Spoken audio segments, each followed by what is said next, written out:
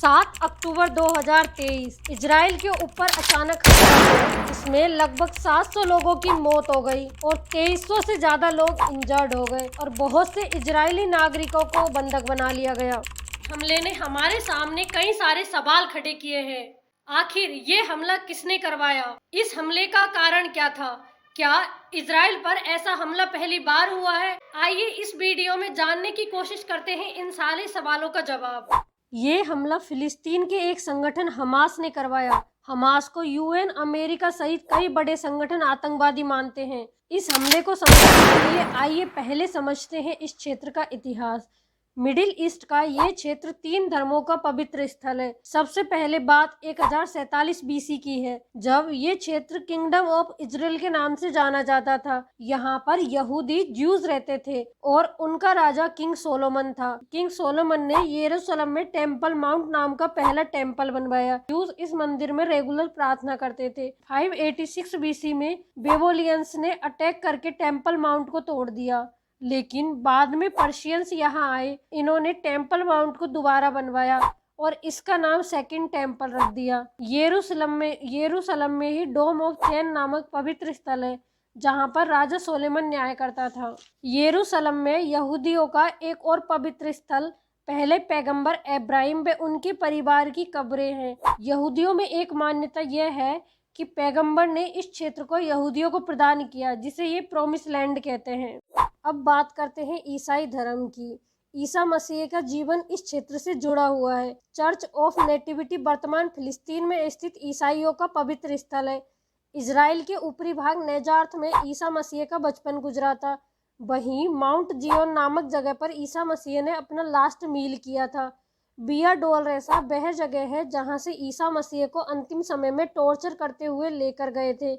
ईसा मसीह के फांसी की जगह को चर्च ऑफ होली सपल्चर के नाम से जानते हैं। ये सभी स्थल ईसाइयों के लिए बड़े पवित्र हैं, जिससे उनकी धार्मिक मान्यताएं जुड़ी है। ये धार्मिक संघर्ष प्रारंभ होता है रोमन एम्पायर के पावर में आने के बाद। रोम के शासक कॉन्स्टेंटिनोपल ने ईसाई धर्म को अपना राजकीय धर्म बनाया। चूंकि ईसाई यहूदियों को ईसा मसीह का अपराधी मानते थे, इसलिए रोमनों ने यहूदियों पर बहुत अत्याचार किए। इससे यहूदी वहां से विस्थापित होने लगे। रोमन शासक टाइटस ने टेम्पल माउंट को तोड़ दिया और इस एरिया को फिलिस्तीन नाम दिया। इस्लाम के प्रवेश तक ये क्षेत्र ईसाइयों के पास रहा। पैगंबर मोहम्मद का जन्म 570 एडी में मक्का में हुआ। इस्लाम में पैगंबर ने मक्का से दूरस्थ स्क्वायर की धार्मिक यात्रा इसरा की, जिस स्थान पर वर्तमान में अल-अक्सा मस्जिद बनी हुई है। इस्लाम के प्रारंभिक पैगंबर यरूशलेम की ओर मुख कर इबादत करते थे, लेकिन बाद में वे काबा की ओर मुख करने लगे। इजराइल में स्थित डोम ऑफ रॉक के बारे में मान्यता है कि इस चट्टान पर चढ़कर पैगंबर स्वर्ग गए थे। इब्राहिम, जो कि यहूदी पैगंबर थे, इस्लाम में भी उन्हें पैगंबर माना जाता है और उनके परिवार की कब्र इस्लाम में भी पवित्र स्थल है। 638 एडी में एक बार फिर स्थिति बदली और उमर ने रोमनों से यरूशलेम जीत लिया। अब ये क्षेत्र मुस्लिमों के अधीन हो गया। उमर ने लिबरल बनते हुए यहूदियों को दोबारा इस एरिया में रहने की परमिशन दी। बात 1099 ईस्वी की है, जब यूरोप में क्रूसेड्स प्रारंभ हुए। इसके साथ ही इस क्षेत्र पर दोबारा ईसाइयों का कब्जा हो गया और यहाँ से यहूदियों का विस्थापन स्टार्ट हो गया। ये प्रक्रिया 1516 तक जारी रही, जब ओटोमन एम्पायर ने यरूशलेम पर अधिकार कर लिया। मुस्लिम प्रभुत्व के साथ ही यहूदियों का इस क्षेत्र पर दोबारा आना प्रारंभ हो गया। यहाँ तक की कहानी में आपने जाना कि अब तक ये संघर्ष ईसाइयों व मुस्लिमों के मध्य था। जब जब इस क्षेत्र पर ईसाइयों का अधिकार होता था, यहाँ से यहूदियों का विस्थापन होता था। इसका कारण यह था कि ईसाई यहूदियों को ईसा मसीह का अपराधी समझते थे और उससे घृणा करते थे। लेकिन जब इस क्षेत्र पर इस्लाम का अधिकार होता था, यहाँ पर यहूदियों का पुनर्वास होता था। क्योंकि मुस्लिमों और यहूदियों के पैगंबर इब्राहिम एक ही थे, इसलिए इस्लाम यहूदियों के प्रति लिबरल था। सिचुएशन इस कहानी से एकदम अलग है। अब ये लड़ाई यहूदियों और इस्लाम के मध्य है। अब सवाल ये उठता है कि आखिर ऐसा क्या हुआ कि एक दूसरे के सहयोगी एक दूसरे के विरोधी बन गए। ये कहानी 19th सेंचुरी के लास्ट की है, जब ईस्टर्न यूरोप में एंटीसेमिटिज्म नामक विचारधारा बड़ी तेजी से पनप रही थी। ये विचारधारा यहूदियों के विरुद्ध थी। इसके विरोध में 19वीं सेंचुरी में जुइज्म यहूदियों के अधिकार के लिए एक संगठन बना। इस संगठन ने वर्षों से विस्थापित हो रहे यहूदियों के लिए पुनर्वास का एक प्लान तैयार किया। इसके प्रभाव में रूस से लगभग 40,000 यहूदी इजराइल पहुंचे और यहाँ तेल अबीब नामक शहर बसाया, जो वर्तमान फिलिस्तीन के इलाके में है। यहूदियों ने इजराइल को चुना। इसका बड़ा कारण अब्राहम का प्रोमिस लैंड था, जिससे नेचुरली यहूदी इजराइल पर अपना अधिकार समझते थे। लंबे समय तक चलती रही। 1914 में फर्स्ट वर्ल्ड वॉर स्टार्ट हो गया। यहूदी संख्या में कम होने के बाद भी साहसी व जुझारू लोग थे। इंग्लैंड ने यहूदियों का समर्थन पाने के लिए उन्हें आश्वासन दिया कि युद्ध में जीत के बाद वो उन्हें इजराइल में पुनर्स्थापित करेंगे। वहीं अरबों का समर्थन पाने के लिए इंग्लैंड ने कहा कि इस पुनर्स्थापन से उन्हें कोई भी नुकसान नहीं होगा। 1918 में फर्स्ट वर्ल्ड वॉर के एंड के साथ ही फिलिस्तीन से ओटोमन साम्राज्य का भी एंड हो गया। फर्स्ट वर्ल्ड वॉर के बाद बने लीग ऑफ नेशंस ने ब्रिटेन को वेलफेयर डिक्लेरेशन के आधार पर फिलिस्तीन पर अधिकार दे दिया। इस अनस्टेबिलिटी के माहौल में फिलिस्तीन के अरब लोगों ने शक के आधार पर दंगे प्रारंभ कर दिए।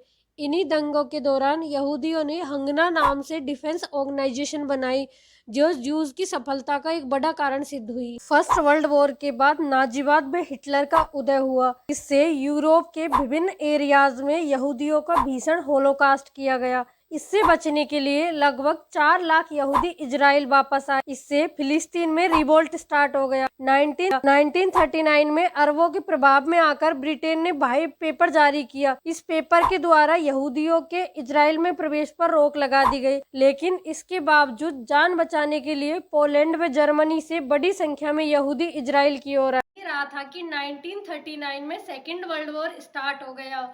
अरबों ने यहूदियों की दुश्मन जर्मनी का साथ दिया, जबकि यहूदियों ने ब्रिटेन का साथ दिया।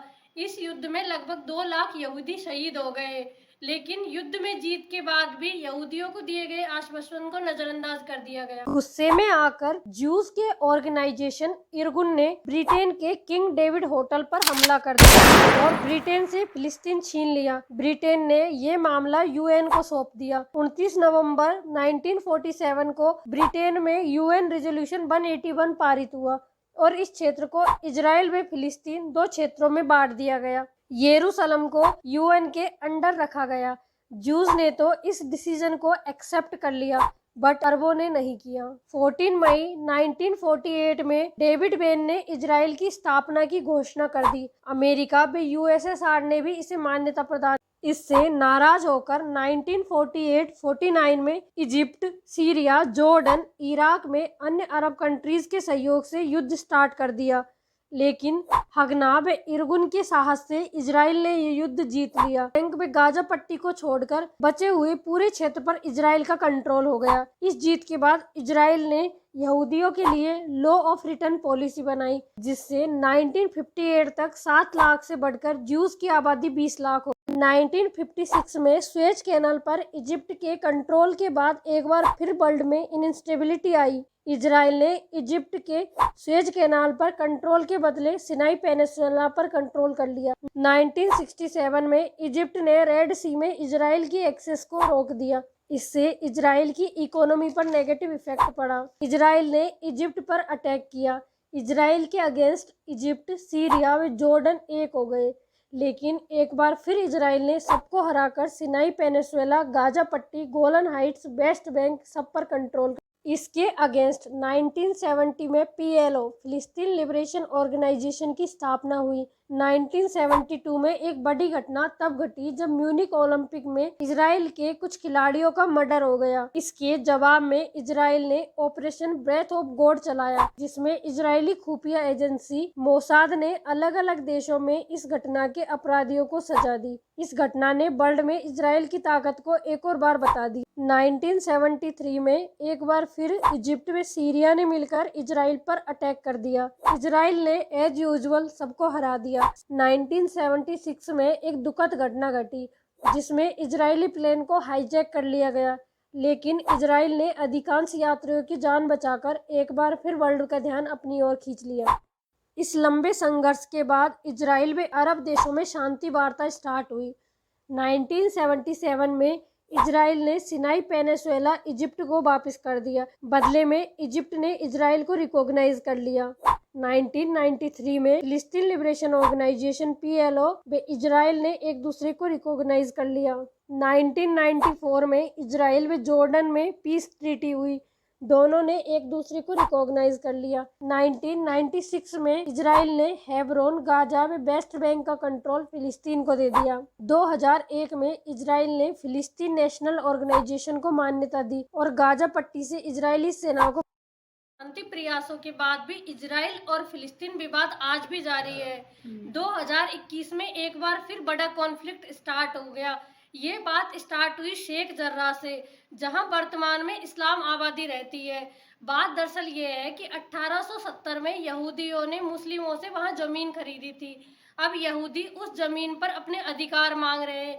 ये मामला इजराइल की सुप्रीम कोर्ट में अभी भी चल रहा है। इसी अनस्टेबिलिटी में 2021 के मई में इजरायली पुलिस अल-अक्सा मॉस्क में एंट्री ले लेती है। जवाब में हमास सिविलियन इलाकों में रॉकेट दाग देता है। ये संघर्ष मुश्किल से रुका था कि वहीं 7 अक्टूबर को एक बार फिर हमास ने इजराइल पर 5000 रॉकेटों से बड़ा हमला किया। इजराइल का सुरक्षा यंत्र आयरन डोम भी नहीं रोक पाया। इस हमले के जवाब में इजराइल ने भी हमास के खिलाफ जंग शुरू कर दी, जो लगातार जारी है। अब आगे देखेंगे कि ये कहानी कहां तक जारी रहती है और इसका क्या समाधान निकलता है।